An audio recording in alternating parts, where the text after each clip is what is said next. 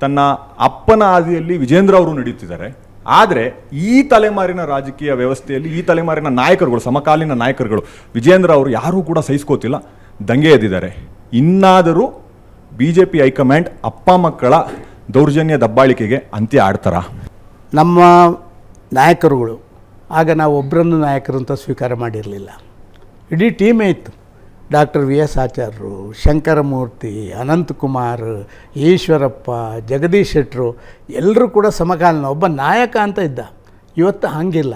ಇವತ್ತಿಗೂ ಅವತ್ತಿನ BJP ಇರುವಂಥ ವ್ಯತ್ಯಾಸ ಏನು ಅಂತ ಹೇಳಿದರೆ, ಇವತ್ತು ಯಾರಾದರೂ ಒಬ್ಬ ಸ್ಥಾನ ನನಗೆ ಒಂದು ಸಿಕ್ತು ಅಂತ ಹೇಳಿದರೆ ನಾನೇ ಸುಪ್ರೀಂ ಅಂತ ತಿಳ್ಕೊಳ್ಳೋದು. ಆ ಕಾಲದಲ್ಲಿ ನನಗೆ ಸಿಕ್ಕಿದಂಥ ಸ್ಥಾನ ಎಲ್ಲರನ್ನು ಒಟ್ಟಿಗೆ ಸೇರಿಸಿ ನನ್ನ ಸಂಘಟನೆಯನ್ನು ಬೆಳೆಸೋದು ಅಂತ ಹೇಳುವಂಥದ್ದಿತ್ತು.